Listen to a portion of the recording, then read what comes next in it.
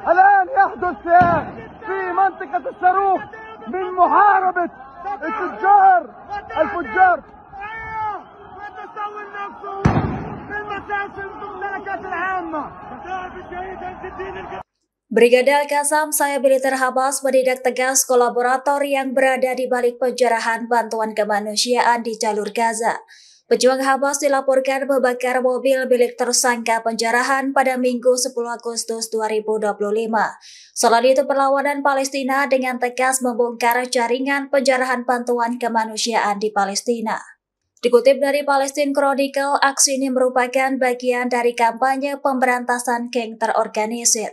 Mereka kerap menjarah konvoi kemanusiaan di bawah perlindungan pasukan Zionis. Dalam rekaman yang beredar di media sosial, tampak pejuang Hamas membakar mobil milik salah satu tersangka.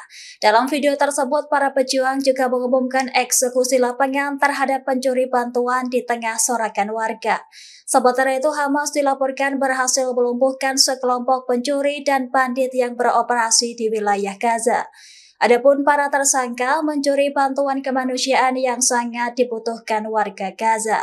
Operasi ini dilakukan bersama unit Kementerian Dalam Negeri Gaza untuk memastikan keamanan distribusi. Lantas, pejuang Hamas menegaskan tindakan ini untuk mencegah kekacauan dan penyelewengan bantuan. Mereka juga berkomitmen menjaga keadilan dalam penyaluran barang bagi warga yang terdampak perang.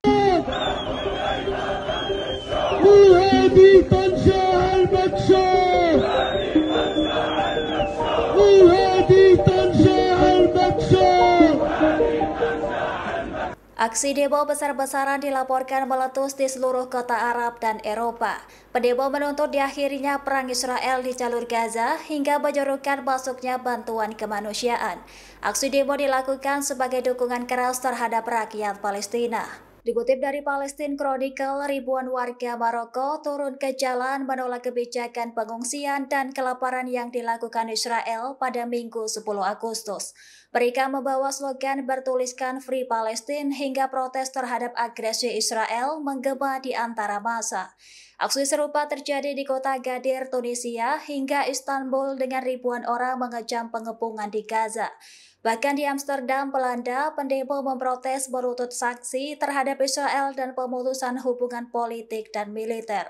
Selain itu, warga Swedia menjadi saksi seruan gencatan senjata serta boikot produk terkait Israel. Adapun di Jenewa, ribuan orang memukul panci kosong sebagai simbol protes terhadap kelaparan di jalur Gaza. Sementara itu, di kota Berlin dan Oslo juga menggelar aksi dengan tuntutan serupa, menolak perang dan meminta bantuan kemanusiaan di Gaza segera dilakukan.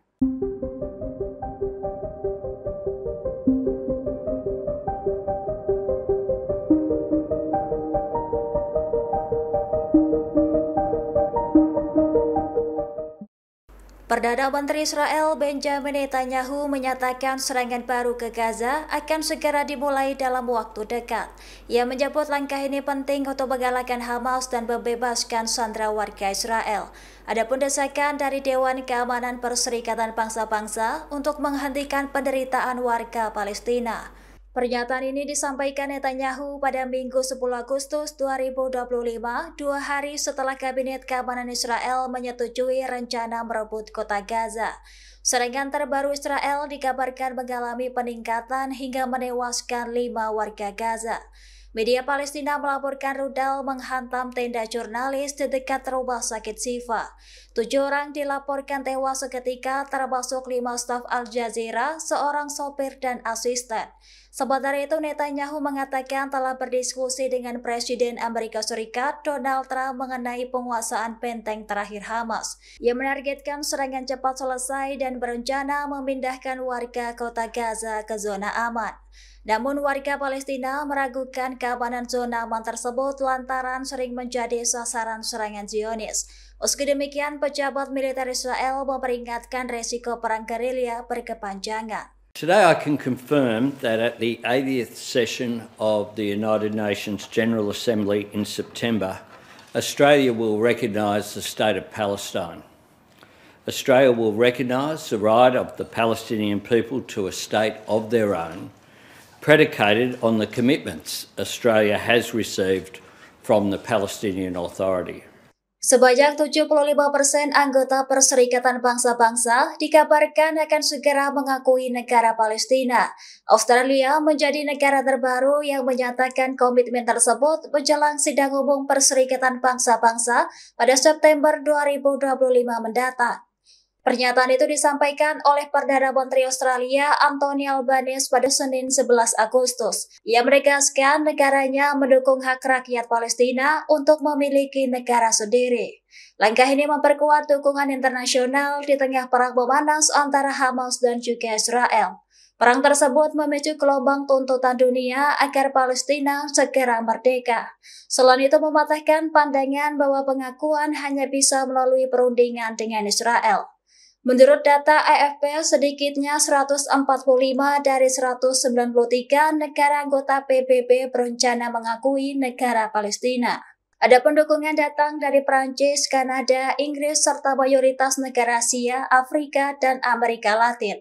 Lantas, pengakuan ini dinilai sebagai tekanan diplomatik terhadap Israel untuk menghentikan agresinya di jalur Gaza. Download Tribun X sekarang, menghadirkan lokal menjadi Indonesia.